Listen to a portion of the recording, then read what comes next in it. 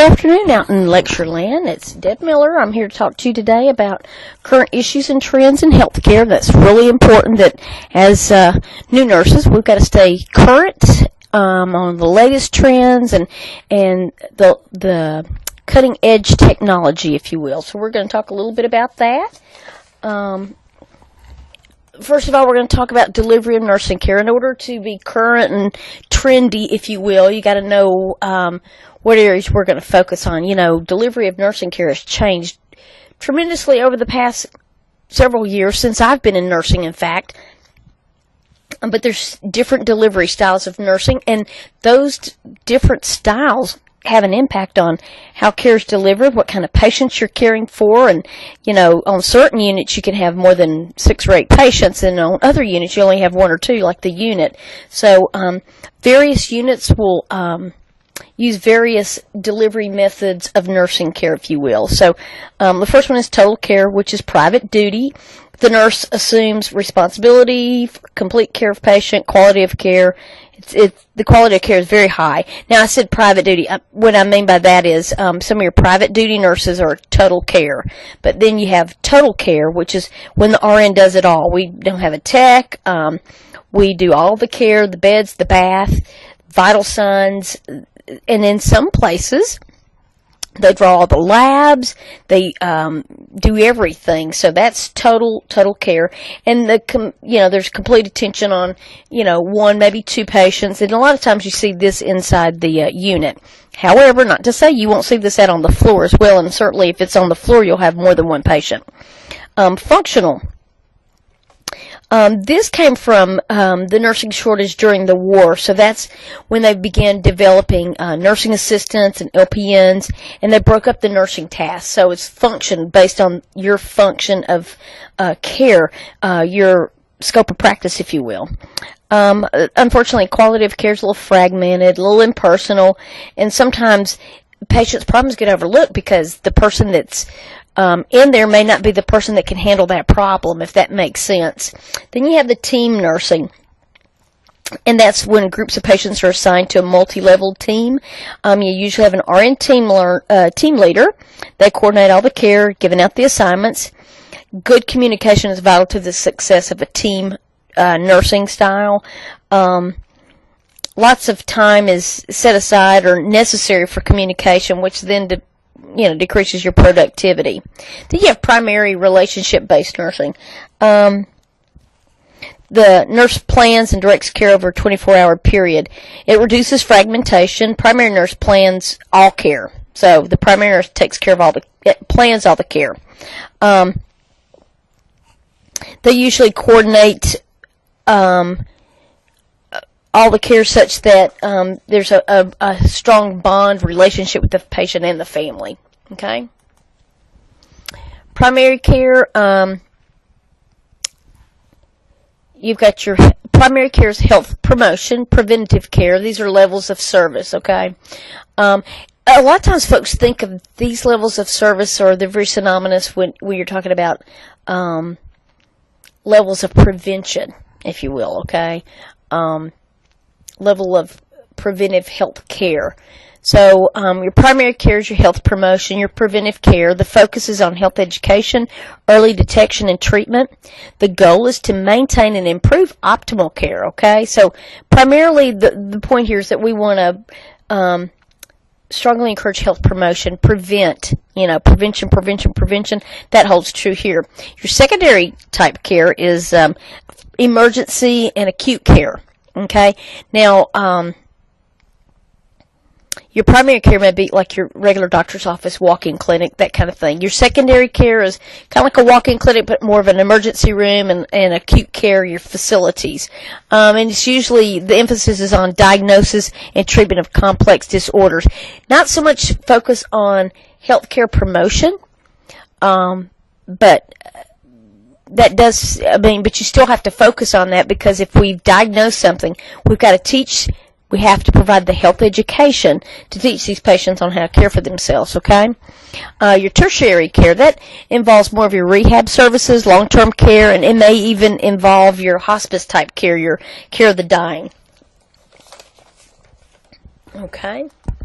let's talk about patient safety. You know, that's the basis of everything. Patient safety is the basis for everything. The Institute of Medicine puts out annual reports, and you know, the goal is providing a safer health system, okay? And if you haven't taken a look, you need to pull up Institute of Medicine and look up patient safety goals, look up core measures, but look at their latest statement, like I said, their annual report, you know, and they update it frequently. More people die from medical errors than serious healthcare issues, okay? So when you get ready to take your boards, there's a lot of focus on patient safety. So as you're answering questions, keep in mind what is safe for this patient, okay? So 6 aims to improve quality: safe, effective, patient-centered, timely, efficient, and equitable, okay? The care's got to be equitable, and it's got to be efficient and timely. Patient safety goals, that's put out by Joint Commission. Some big areas, very important. You know, they're looking at patient identification, patient ID. Are you IDing your patient? Because if you don't ID your patient, then you're going to make an error. All right? Got to be able to communicate, and the goal is med administration error-free. Okay? Unfortunately, you know, the typical work environment these days are you got sicker patients, you got oftentimes inadequate orientation for new nurses. You know, it's no time. I have students who come back and say, well, I'm on orientation, and then 2 weeks later, well, I'm off orientation, I've already started working. You know, there's such a need to get the nurses oriented out on the floor because the help is needed. They need the help. So we don't get long orientation stints much any longer. Which lends itself to communication failures, interruptions, distractions, which impacts patient safety directly, okay? So let's talk about staffing patterns. You know, over 50%, even close to 70% of all Sentinel events has to do with inadequate staffing patterns, okay? Unfortunately, with fewer nurses, you get more adverse patient outcomes, okay? Patients are more acutely ill. The nurse skill levels decline. You have an increased nurse workload. There's avoidable adverse outcomes. When you don't have enough help, you know, they don't want to say, well, I didn't have enough help. You must learn to prioritize and care for your patients accordingly. And, you know, put the brakes on. It may take you a little longer, but at least you'll be safer. But unfortunately, you know, hospitals, you know, patients want their pain meds, and patients want, you know, their treatments, and they want all these things. And we don't ever say, well, you know, you're one of 10 patients for me tonight. They don't want to hear that. They just want their needs met. So unfortunately, because we're so understaffed a lot of times, mistakes are made. More RN hires does not decrease your profit. A lot of times they'll hold off hiring because it eats into their profit. That's not necessarily so. In fact, if you had adequate staffing, you'd probably have less errors, better outcomes, right? Sure. Higher levels of staffing, that's a positive impact on the quality of care and nurse satisfaction. You know, if you're not working so short all the time, nurses are going to be happier. They're going to come to work. They're not going to be as stressed out, because when you have an unhappy crew, they tend to call in sick or leave early. Their families are sick, you know, or they leave altogether. And so then you've got to hire, you know, we start that process all over again. You know, some places have mandatory overtime. You know, you're required to work at least one shift overtime a week. And nurses are tired. And again, our patients that we have today are much sicker than they were, you know, even 10, 15 years ago. And so having a full load of patients that are as sick as they are now is very stressful, very consuming, and lends itself to errors. A lot of hospitals use the rubric, a nurse-to-patient ratio rubric, and just because it says, well, this unit can only have 3 patients per nurse, that may not be the case, because if Susie and Sally have called out, then you have to work with what you've got. When you start to interview, that might be one of the questions you ask. Well, So what's the nurse-patient ratio? They may tell you, oh, you'll never have more than 4 in your first day. You may have 6. So you just have to roll with it.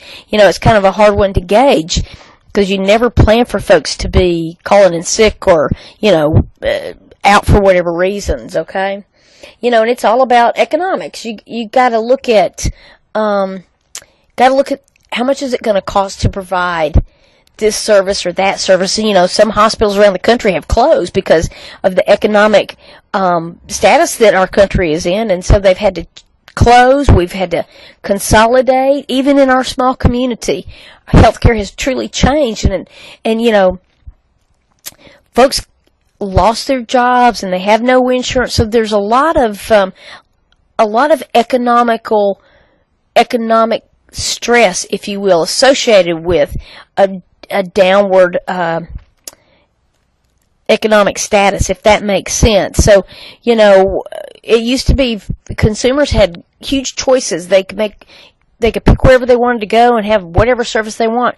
Not so much anymore. I think that, times are hard, and so we have to limit what we offer. And just like I said, in our community, we've consolidated hospitals, and so folks, they have one place to go or they have to drive. So,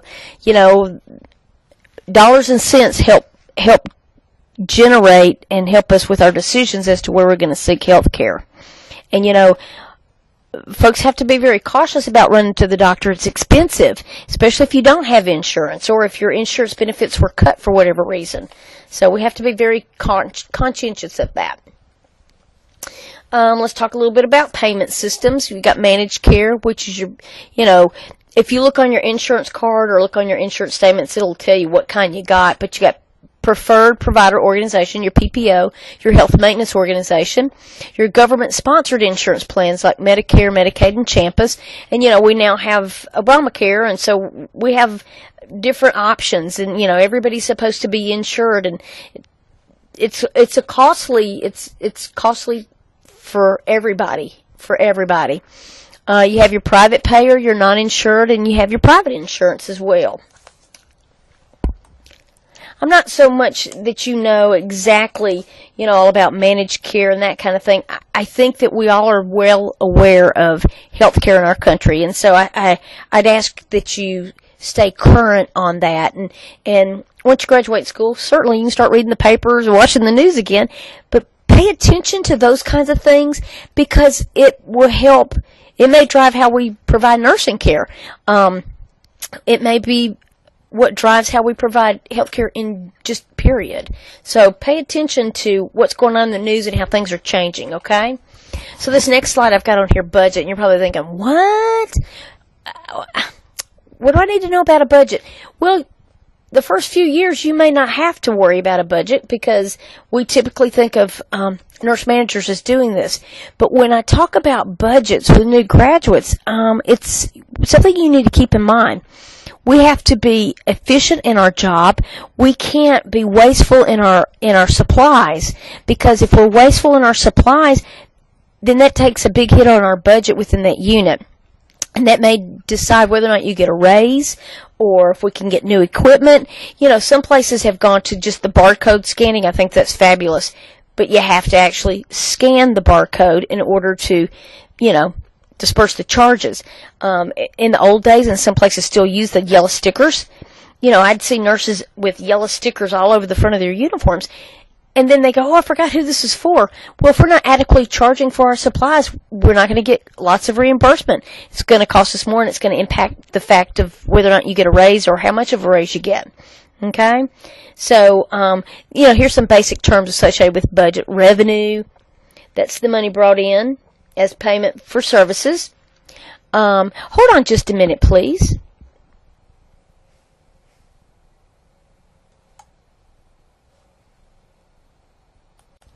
Okay, now I'm back.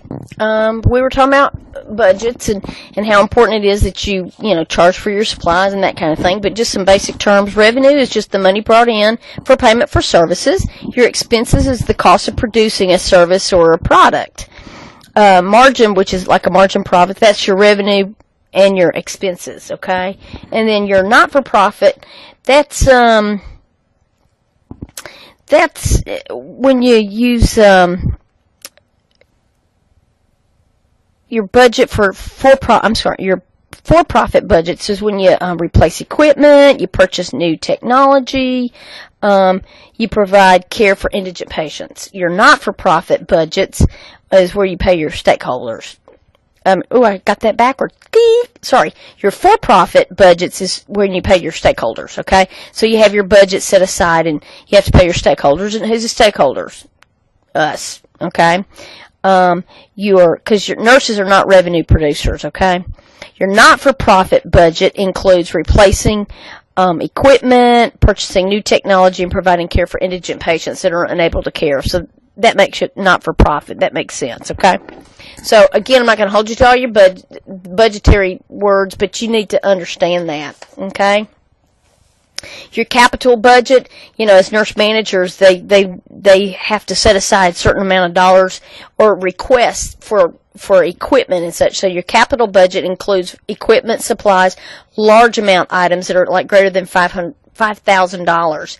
You have to prioritize because sure you want your unit to have the best of everything, but you may have to prioritize and look and see what's most necessary at the time. Your operating budget is just the expected expenses for the next years, okay? You have to project a volume, patient numbers, and acuity. Your personnel budget, well, certainly that's your largest budget because that involves your staffing patterns, your productivity, your FTEs, your full-time folks, your productive, which is the care, your productive hours, that's the care provided, and your non-productive time is for your PTO or your time off, rather, and sick time. So that's in the personnel budget, so that money is set aside to pay for when you are at work and then to pay for when you want to take a vacation or sick time. Okay? Physical responsibilities. It's very important that we maximize the health benefit to our patient. It's our duty. It's our obligation. We have to be financially aware of how much we're using with regards to supplies and things of that nature. We look at physical responsibilities from a patient standpoint would be like their meds and their therapies.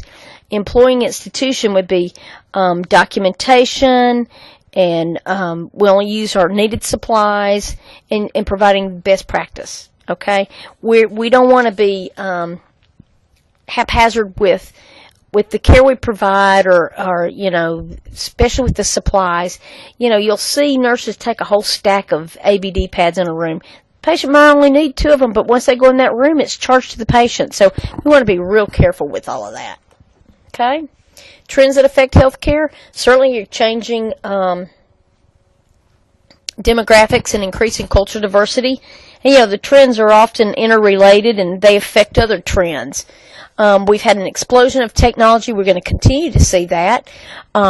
Economic and social globalization. We got better educated consumers and more options for alternative health care practices and palliative care. Our patients are a lot smarter. They do their homework before they get into the hospital, and they usually, it's not unusual for them to know more about their health care and their disease process than the doctor. And that's good. We want our patients smart so they can ask the questions, and I think they can make better, more reasonable choices. We have an increasingly complex health care and shift to population-based care. We've got managed health care and out-of-control health care costs. We know that. It's very expensive to go to the doctor. It's very expensive to buy medications. And certainly if you don't have insurance, it's even harder, and a lot of folks will opt not to go. We have governmental regulations and policies that help drive the ship, if you will. We have collaborative practice.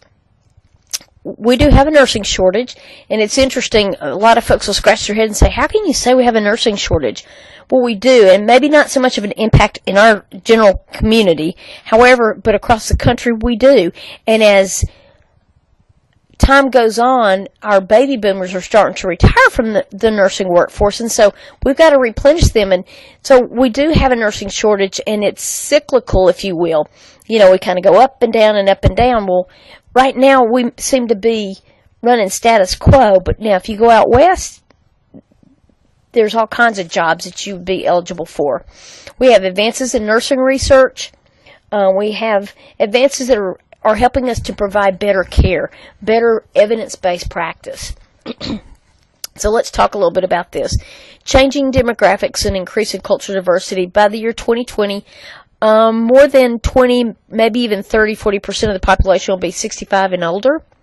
Those that are 85 and older are our biggest growing segment. So we have older people. People are living longer. We're more health conscious, if you will. Well, and then by 2050, a lot of reports project that the U.S. white population will no longer be the majority. We have a lot of folks who have come to our country and have stayed. So it's very important as nurses that we're very culturally diverse. We're culturally aware. There are certain health practices amongst different cultures that we need to respect if at all possible, as long as it doesn't interfere with the health care or the care we're providing. So we have to keep that in mind as we're providing care to our patients, and certainly the ones from culturally diverse backgrounds. Explosion of technology. We have telemedicine and everything's gone paperless just about. There are still a few hospitals across the country that still have the paper charts and such. But most places are trying to go paperless. And so everything is on computer. That's why it's so important that as nurses we don't have to be computer experts, but we need to be computer savvy, if you will, so that we can. That's one less learning curve you have to deal with, if you will. But it's very important that you're aware of all the particulars about technology in healthcare, technology on the nursing unit. Most places have it restricted. You can only pull up the unit that you are assigned to, but you have to be careful about HIPAA violations and such if you visit other areas on the computer. It has a lot of benefits as far as entering information and being able to pull up other information. It's incredible to me that we can perhaps do an x-ray and that report is remotely sent, and the doctor can be sitting in his office, a good 5 miles away, 10 miles away from the hospital, and has that report quickly.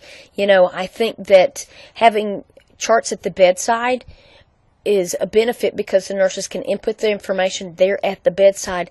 And yes, it might take a little more time, but it's more efficient because you can put it in real time, if you will, as it's happening.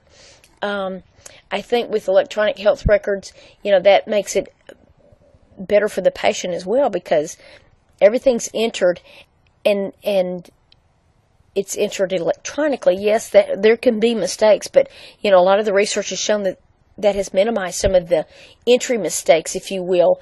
Putting the wrong lab on the wrong chart. Well, now it's kind of electronically sent and it's associated with their record online. So I think it's a lot better. Plus, if you have to, go to another hospital, transfer to another hospital, they can still pull that up. Let's see. I had a few things on the previous slide I wanted to talk to you about. Nursing informatics. That is a wide open field if anyone's interested in informatics and computer technology and such for nursing. You can even get a master's in nursing informatics and a doctorate, if you will. But it's a specialty that integrates nursing science, computer science, and information science in the identification, the collection, processing, and managing of data and information to support nursing practice. Involves administrative duties, education and research.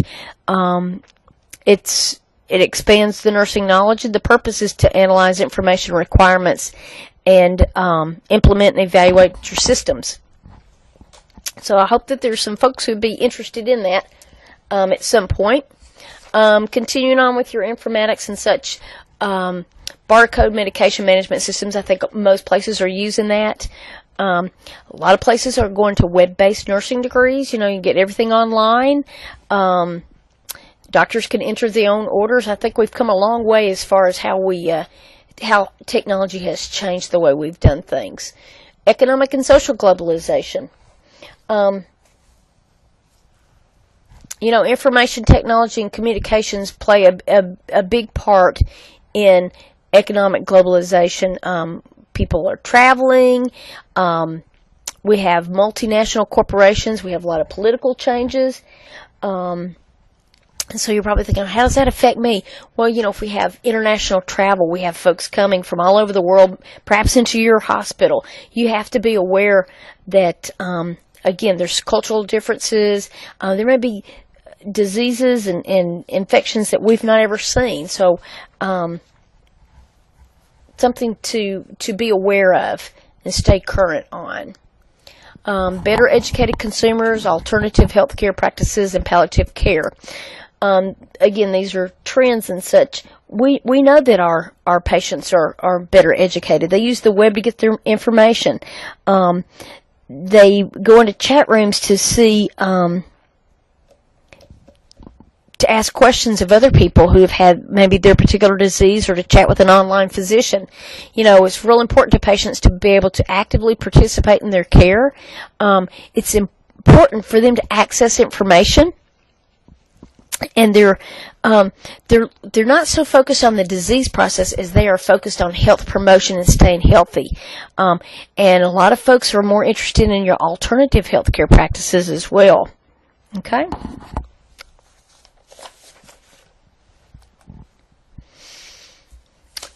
Increasingly complex healthcare and shift to population-based care. We have more seriously ill clients. Half our clients admitted to hospitals need the higher level complex care, such as a critical care unit. We have much shorter lengths of stays, with an average of 4.9 days or less. And, you know, we're kind of, a lot of the trend is that it's much less than 4.9, even closer to, you know, upper 3 point something to 3. Patients are living with chronic illnesses. They're living longer. But one thing that we are seeing is a lot of resistant strains come back into our community, particularly with the flu. And you know, we've had some pretty tough times with the flu this year. We've got a lot of resistant strains. We're seeing a lot of increase in TB. Whooping cough has been one that's been kind of rearing its ugly head again, and measles.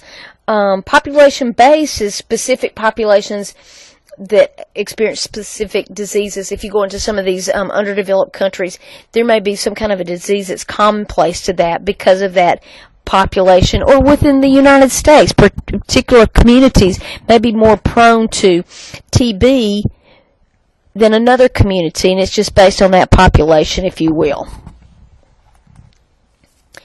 Managed health care and out-of-control health care costs. How many of you have been to the doctor lately? Raise your hand. Yeah, and it was expensive, wasn't it? Even with insurance, it's expensive. You know, we look at, you know, in the news, they talk about, you know, the government is helping offset some costs for the, for health care, if you will. Well, they offer all these different plans, your flexible savings plans, looking at prevention of illness and promotion of health. A lot of your insurance companies and all will offer your premiums at a lesser cost if, number one, you don't smoke, or you don't have diabetes, and you're not an alcoholic. You know, those kinds of healthcare issues that you've had all along, predisposing illnesses, if you will. But, you know, you look at some of your healthcare plans, and, you know, they set up a plan for you based on prevention and promotion. We have some that are, you know, based on illness based. Some are fee for services. We have case management. I think you've all heard about case management. Very popular. That's where you have a case manager that coordinates all your services and helps find the most cost-effective care for you. That's very important. That's a lot of places, a lot of units have their own case manager to help with that. Certainly for your folks who maybe have limited funds, and certainly maybe their insurance is either non-existent or, doesn't cover everything. Not that anything ever covers everything, but maybe doesn't offer hospital insurance. Maybe you can get insurance to go to the doctor, certain times, but maybe it doesn't cover hospital costs. Okay? Now, a lot of this certainly is under utilization review. We have to review how the hospital provides care and how the insurance reimburses for, care given and how much is coming in, how much is going out. So there's not for you all to have to remember all this, but, utilization review is another big branch of nursing. We have a lot of nurses that do that. They go in and evaluate, and they check the charts and make sure that, the patient was charged correctly, and we're not just ordering up a whole bunch of crazy lab work that's not necessary. So that's always real interesting to follow. And certainly, rising costs of healthcare. It's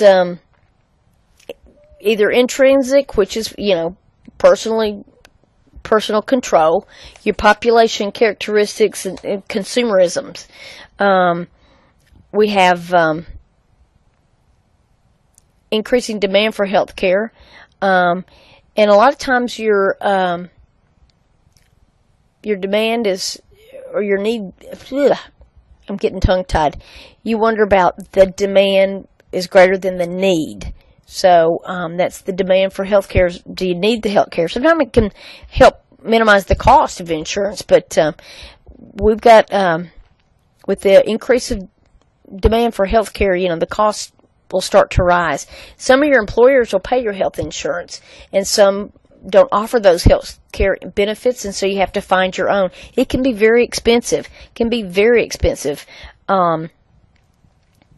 Extrinsic costs are outside your personal control. You can't control these costs, so you don't necessarily get to pick and choose. It's dealing with availability of technology, prescription drug costs. That's beyond your control. You can't control that. Workforce costs, you can't control that either. You got to pay your staff. So that's some things we can control, and some things we can't. Okay. Governmental healthcare regulations and policies. Not that I'm going to hold you to this, but it's just something for you to think about. You have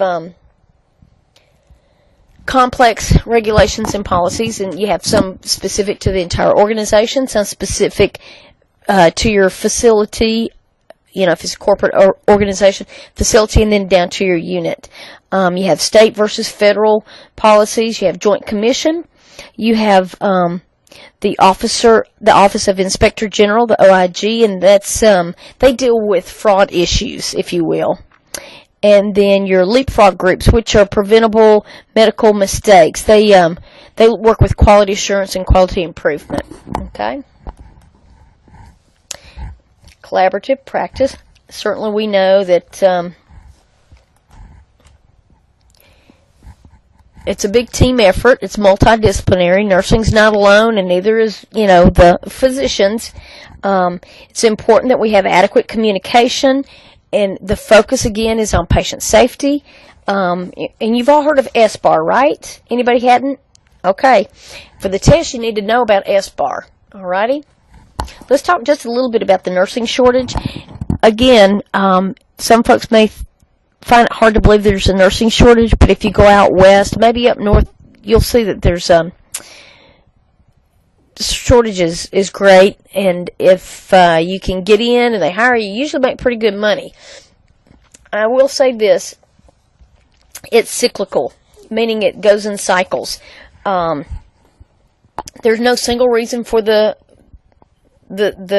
shortage. I will tell you this: a lot of folks are leaving the workplace, the workforce. Folks are starting to retire. Even they project in 2020 we're going to have a great nurse educator shortage as well. So a lot of your nursing instructors will be retiring in 2020, and so there's going to be a need for for instructors. Another potential reason for folks leaving the workforce is it's stressful work environment. Things are more complicated. It's just a higher paced environment than what you may have started out with. Sometimes nurses leave the workforce for different paying jobs, higher paying jobs, and for less stress.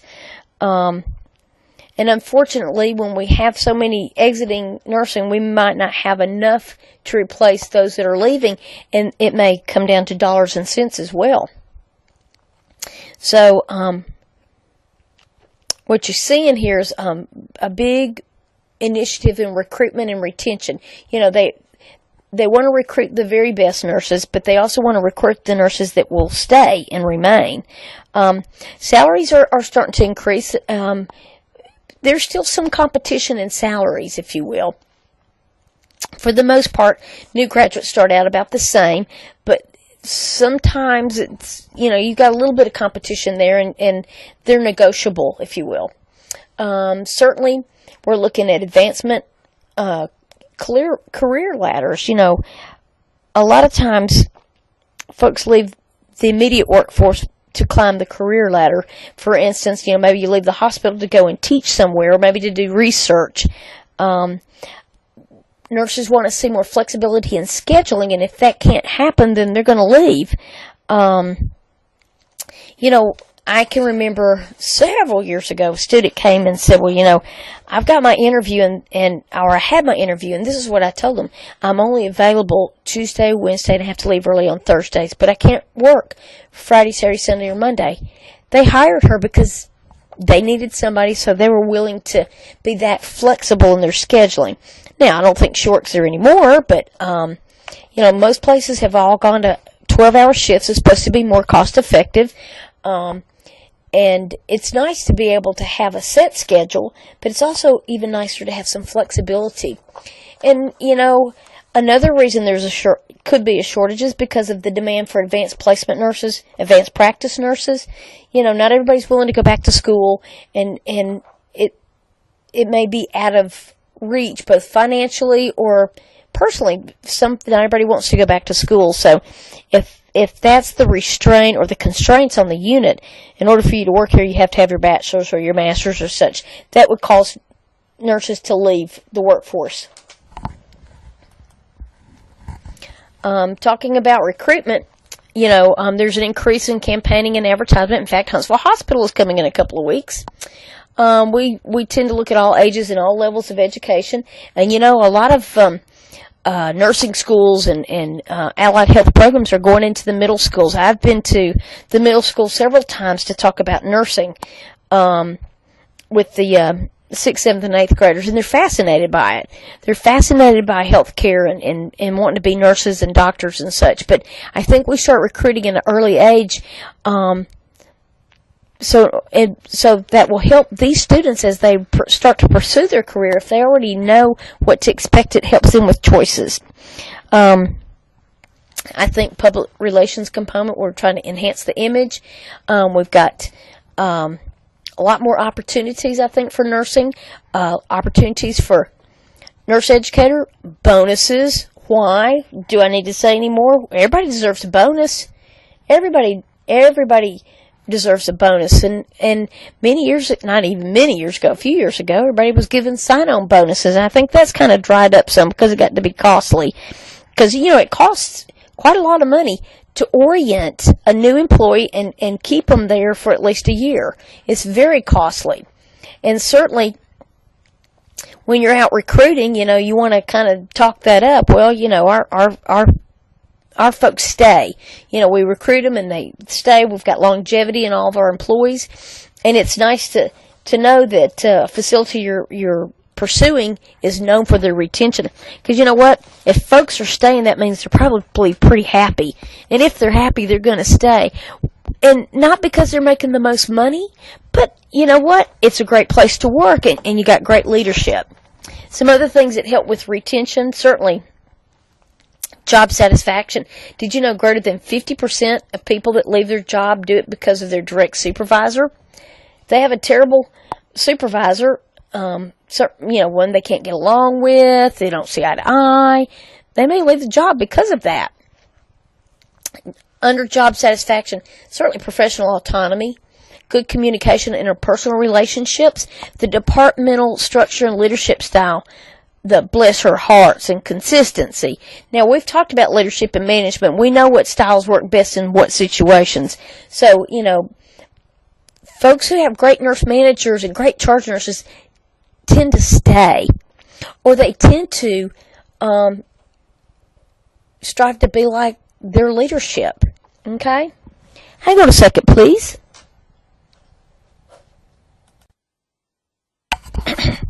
Okay. So, taking a little break. Now I'm back. Some other reasons for job satisfaction certainly would be work recognition. When you're recognized for a job well done, and certainly recognized outside of your unit, it really lends itself to job satisfaction. Great working conditions. Now, it doesn't have to be, the Shangri-La or, the Taj Mahal, but as long as you've got adequate working conditions, that helps lends itself to job satisfaction, professional practice, again, opportunities, the pay, the benefits, scheduling issues, and staffing. One area, I don't have it on here, but when we're talking about departmental structure and leadership style, there's a model called shared governance, and it facilitates the nurse's participation in improving patient care through the development of quality assurance methods to engage the nurses in the evaluation of patient care and research-based practice. The shared governance model is everybody's in this together. You don't necessarily share the leadership role totally, but the staff works together in running the unit, if you will. You still have your nurse manager and your charge nurses, but she accepts and respects input from the whole team. So it's a really nice model. I've worked on a unit that used shared governance. It was fabulous. Everybody felt ownership and felt appreciated and necessary, if you will. Okay? Now, some of you have heard of this, I'm sure, magnet status. The nurse executive is part of the highest decision-making body of the facility. Nursing services have a flattened organizational structure and limited supervisory personnel. It recognizes, the point of it is to attract and retain professional nurses. It recognizes quality patient care, nursing excellence, and innovations in nursing practice. Some of the units are trying to go to a magnet status where they have all BSN nurses and higher. They don't hire LPNs, techs, or associate degree nurses. And it's supposed to provide a benchmark, if you will, for consumers, okay? So if they look at, wow, everybody here is, got advanced practice certifications and such. Everybody here is a bachelor's prepared nurse. Everybody, for instance, labor and delivery. One of the hospitals is trying to go magnet status within their unit so that everybody has to have a bachelor's and everybody has certain special certifications and such. It just makes your unit look more appealing and your whole hospital more appealing if it's considered magnet status. Children's Hospital is magnet status in Birmingham, and so is UAB. Outcomes with magnet status, certainly, you have proven lower mortality rates because of an improved quality of care. You have higher levels of patient and nurse satisfaction, lower levels of nurse emotional exhaustion, fewer nurse-reported needle stick injuries, and I guess that's because perhaps the stress level is low, working conditions are just optimal. Maybe your patient load is even better. Okay? Advances in nursing research. I can't encourage you all enough to continue your education. Some of you in this room will think about nursing research, and I say go for it because, that provides a scientific basis for all client care. It helps improve our evidence-based practices by improving client outcomes. It offers numerous opportunities of improvement of health in communities, and it helps the protection of populations most vulnerable. It's very important that we continue to provide evidence-based care. And how do we get there? Through nursing research. We're always working and researching to find the best way to provide care for that particular patient. It helps us to make decisions about patient care. It involves a systematic search for the most relevant evidence. It helps to provide critical evaluation of the evidence found. You base a lot of this, too, on your personal clinical experience as well as patient preferences and values. You incorporate all these findings, all this research into a critical pathway, a care map, or some sort of disease management protocol. It's very important that you take what you've learned in research, research the disease process or the trends, if you will, and then you put it into practice. Okay? And then let's talk a little bit about core measures. I have a separate lecture, actually totally separate, on core measures and such, that I will put up for you all in the next day or two. But a lot of hospitals look at core measures. They look at certain disease processes, and do we follow the core measures, meaning do we follow step by step what type of care needs to take place, what kind of treatments and meds and such. Competencies for the 21st century. We need to embrace a personal ethic of social responsibility and service. We're responsible, we're held accountable for the care we provide. We need to exhibit ethical behavior in all professional activities, provide evidence-based, clinically competent care. We incorporate the multiple determinants of health in clinical care. We apply knowledge of the new sciences. We're staying current as current can be. We demonstrate critical thinking, reflection, and problem-solving skills, and we understand the role of primary care. Other competencies, we're able to work in interdisciplinary teams. We ensure care that balances individual, professional, system, and social needs. We practice leadership. Now, straight out of school, you may not assume a leadership role. You're not ready yet, but when you've been there a while, then you need to practice leadership. Step up to the plate, volunteer. Take responsibility for quality of care and health outcomes at all levels. You contribute to continuous improvement of the healthcare system. We're advocates. We're advocate for public policy that promotes and protects the health of the public. We continue to learn and help each other to learn. Okay? You always stay current. You're never done learning. We want to rigorously practice preventive health care. We're going to integrate population-based care and services into practice. So those individuals that live in the certain pockets of communities, if you will, and they're there because of maybe cultural similarities or work-related similarities, they're in a community by choice, if you will, based on maybe their cultural or ethical or, financial or spiritual culture, okay? We got to integrate that into the care we provide. We're going to improve access to health care for those who have unmet health needs, practice, relationship-centered care with individuals and family. We've got to be able to provide culturally sensitive care to diverse society. That's very important. And want to be able to use our technology efficiently and appropriately. Nurses of the future. We need to be able to practice with self-reliance and independence. We got to be flexible. We can't be so rigid. We got to be flexible. Remember plan B and C. We've got to be able to critically think. We've got to be able to make decisions, even though they might be difficult. We got to make them.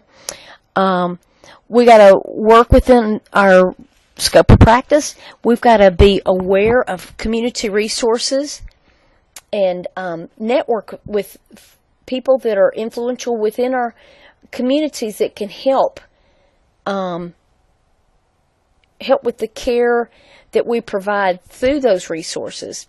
We need to be computer savvy. We need to be competent in our technical skills. We need to be able to deliver high quality client education and care. We want to be cost effective. We want to be cost efficient. Okay? So, new nurse, essential qualifications. Okay? Essential. We're going to teach clients health promotion and prevention. We're going to teach our clients about lifestyle effects, how that affects your health. We're going to have effective supervision of less educated staff. That's essential. Effective delegation and monitoring of staff. Efficient organization of routine daily tasks. Safe admin of medication. No shortcuts. Competence in the use of computer databases and charting. We've got the electronic medical records. An ability to organize nursing care for 6 to 10 clients at a time. That sounds like a whole lot, but you know what? There are going to be times when you're going to have more than 6 patients. I hope you don't ever have 10, but there's going to be times, and you got to be able to organize and prioritize effectively. Other essential qualifications, if you will, you have to be on time. You have to be on time. You have to be reliable. You need to have a good attitude. And certainly a sense of humor. Now, you don't want to laugh inappropriately or at inappropriate times, but you got to have a sense of humor. Laugh at ourselves. You got to be mature. You have to be willing to change and be flexible. Be optimistic. Be positive. Be happy. You got to have a calm demeanor. It's real important to possess those qualities because that's how you're going to get along in the workplace, but that's how you're going to be able to get your job done, okay? We don't have any place for whiny people and complainers and unwilling to compromise. If you're not willing to bend, even flex a little bit, then you're going to have difficulty in the workplace. Lingering, frequent fatigue, and exhaustion are continual reminders of a job well done. There's no typical registered nurse. We're not typical. We're all individual. We all have the same goals in mind, but we're all unique. But if you leave work just whipped, exhausted, hungry, tired, that's your reminder that you've worked hard today and a job well done. That ends this lecture, and I will get this posted for you all. Thank you.